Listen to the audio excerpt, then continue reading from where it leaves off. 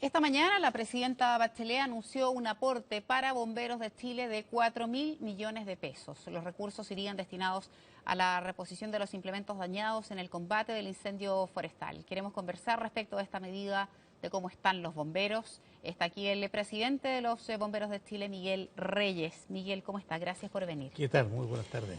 Yo pensaba, bueno, 4.000 millones de pesos para la cantidad de trabajo, de recursos que necesitan los bomberos siempre es poco, pero bien dice el dicho, peor es nada. Exactamente. Lo que me gustaría saber es de qué manera se llega a estos 4.000 millones de pesos cuando usted se reúne con la presidenta. ¿Podría haber sido más?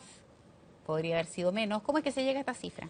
Bueno, nosotros estamos trabajando con los sucesivos gobiernos del país desde hace muchos años respecto de las necesidades y requerimientos de la institución. Tenemos un compromiso que asumió la propia Presidenta de la República de aumentar los ingresos para bomberos en un 10% anual, fuera del infractario o el IPC. Estos recursos no cubren, por cierto, todos los gastos en que incurre bomberos para su normal funcionamiento. En algunos cuerpos bomberos financia 100%, en otros un porcentaje bastante menor, y en la inmensa mayoría entre el 50 y el 70%. Consiguientemente, la diferencia deben ser obtenida a través de subvenciones de las municipalidades, algunas lamentablemente no son muy generosas, y en las campañas que realizan los propios cuerpos de bomberos a través de bingo, rifa u otro. Con eso se cumple y se completa, más exactamente, los montos suficientes para poder funcionar. Pero aparte de ello, nosotros hemos debido enfrentar numerosas desgracias.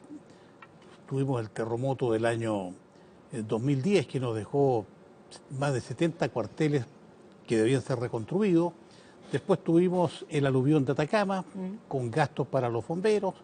Tuvimos la erupción del volcán Calbuco que afectó y destruyó el cuartel de Ensenada, del Cuerpo Bombero de Puerto Vara. Y el año pasado tuvimos también el terremoto de Coquimbo. Entonces, indudablemente son gastos no menores que salen de todo presupuesto. Respecto de los primeros del terremoto del 2010, nosotros obtuvimos recursos que especialmente nos dio el Estado para construir esos cuarteles.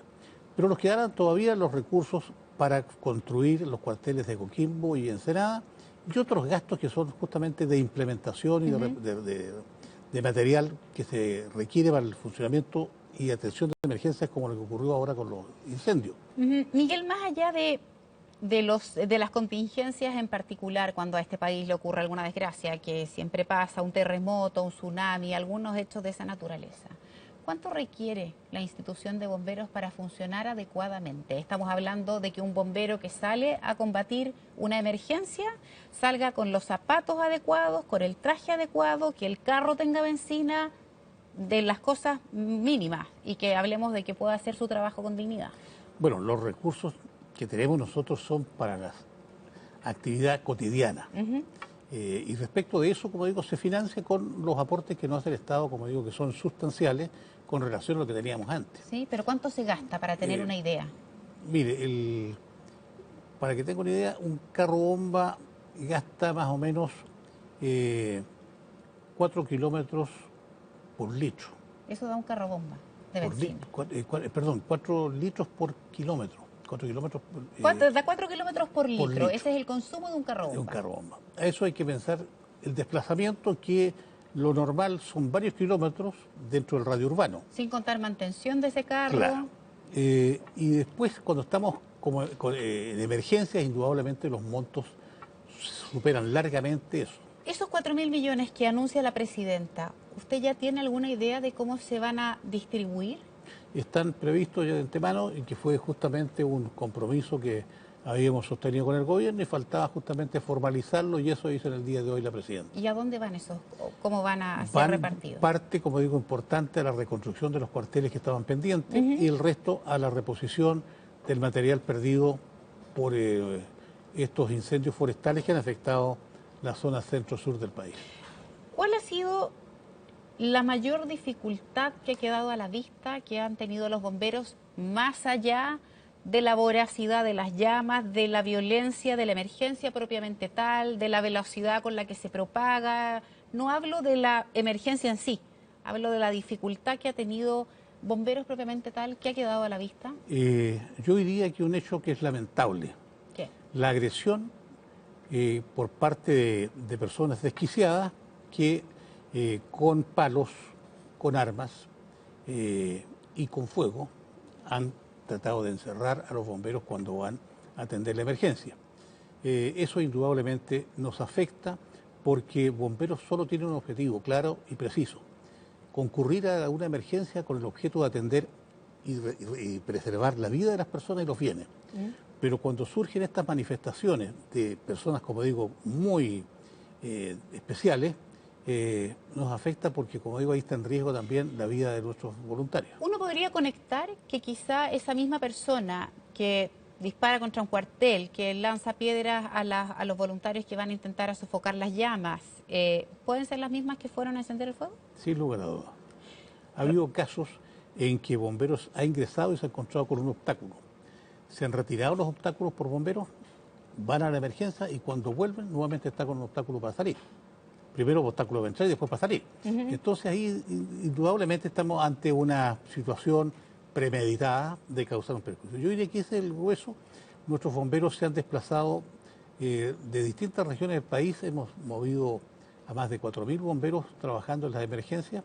Tenemos más de 1.000 vehículos de la misma región, más 305 que han ido de otras regiones para poder atender la emergencia.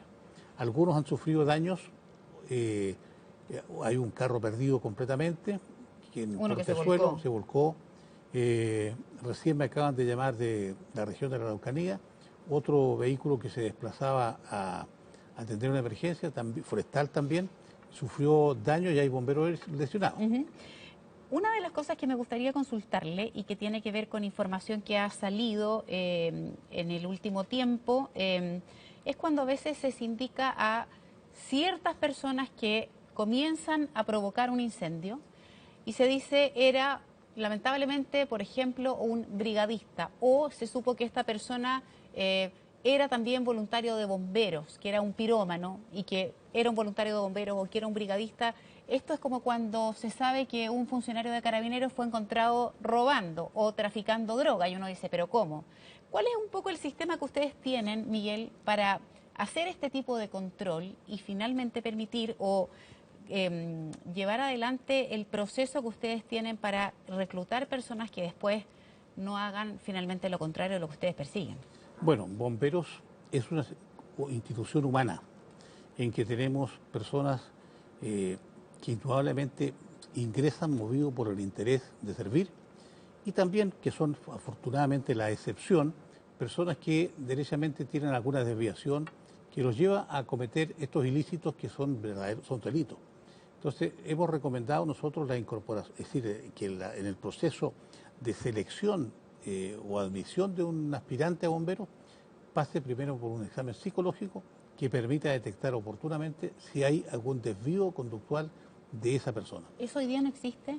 No se existe, pero no tiene el carácter de obligatorio por los cuerpos bomberos. Nosotros vamos a insistir ahora porque afortunadamente en estos siniestros hasta este momento no hemos logrado detectar a ningún voluntario.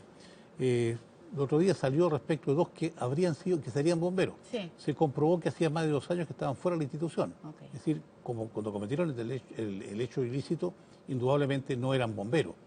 Pero, como digo, queremos evitar esto porque no estamos exentos. No estamos exentos. ¿Cuánto tiempo cree usted, Miguel, por su experiencia, podría transcurrir hasta que la situación esté controlada? Entendiendo que siempre van a haber pequeños focos, y eso hoy día lo explicaba incluso la presidenta, uno no podría aspirar a que en una época además de pleno verano, con sequía, que esté todo el terreno normalizado, siempre va a haber pequeños focos. Pero que uno pudiera decir o respirar relativamente tranquilo. Uno puede opinar de algún caso particular, pero la generalidad nos impide poder decir con cierta certeza un par de días, una semana, en fin.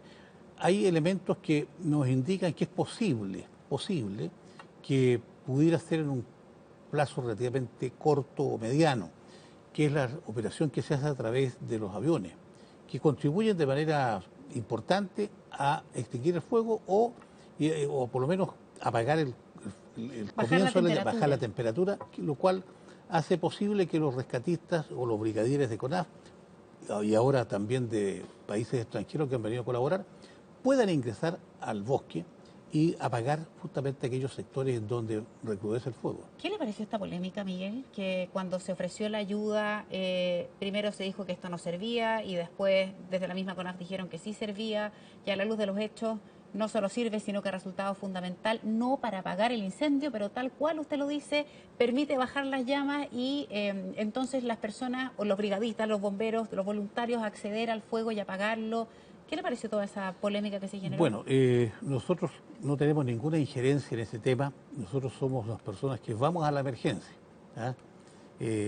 Nosotros no formamos parte del sistema de protección civil del país y nuestra labor es justamente proteger la vida y bienes en el ámbito que nos corresponde. Es decir, que la parte de interfaz, el incendio forestal mismo, nosotros no ingresamos. Correcto. Nosotros estamos en la periferia del fuego, a veces se ingresan algunos metros, pero el objetivo es evitar que esas llamas alcancen la vivienda más próxima. Sí.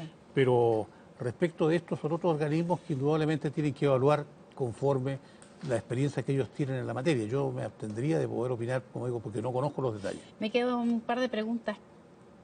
Esto todavía no termina, No. pero hasta aquí, ¿qué lección se puede sacar de lo que nos pasó? Bueno, aquí yo diría que también hay un factor importante que ha tenido incidencia en esto, que en muchos sectores agrícolas las personas no han tenido el suficiente autocuidado de sus viviendas para protegerlas de un eventual incendio. Yo estuve en la región de O'Higgins, por ejemplo, y vi sectores que no tenían ninguna posibilidad de salvarse. ¿Por qué? Seamos súper concretos para que la gente que nos ve lo entienda. Porque resulta que la cantidad de llamas que se acercaba era inmensa. Sin embargo, habían limpiado toda la periferia de su hogar, en más de 50 metros. ¿Ah? Y eso hizo que no hubiera combustible, no hubiera pasto, de las cuales las llamas pudieran alcanzarlo, y ese fuera el conducto hacia la casa. Ese tipo de situaciones ha ocurrido incluso en los sectores urbanos de las ciudades, porque todos esperan que alguien vaya a cortar el pasto. Es decir, como forma de protección nosotros debemos preocuparnos de eso. Y como digo, ese es uno de los factores que, como digo, en la medida en que pueda la gente entender que él tiene que protegerse a sí mismo, limpiar su entorno. ¿Ah?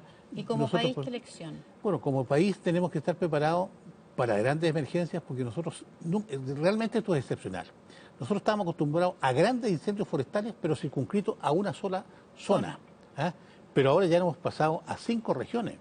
Entonces, ahí no hay recursos. Hay quienes dicen que, claro, esto, guardando la proporción, esto es un hecho aislado, excepcional, atípico.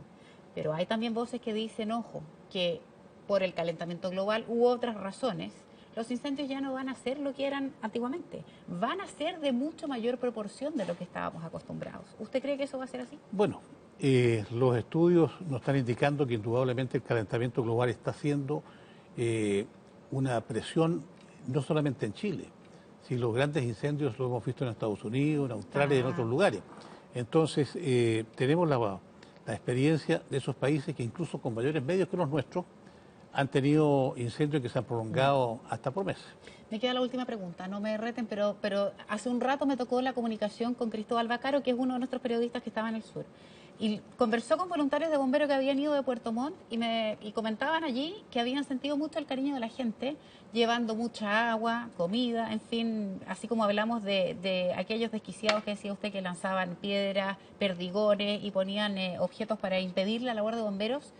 Hubo un grupo no menor de personas que probablemente demostró todo ese mismo cariño que expresan las encuestas, donde ustedes son los mejor evaluados junto con Carabineros, llevando agua, barras de cereal y un montón de elementos para ayudarlos. ¿Cómo lo sintieron eso? Probablemente eso fue algo que hay que destacar. Claro, yo estuve el domingo en la región del Maule y pude apreciar en Cauquenes específicamente, habían llegado 3 médicos que en forma particular y voluntaria llegaron a ayudar al cuartel de bomberos. Había una enfermera de la Fuerza Aérea a colaborar, a preocuparse de la atención de los bomberos.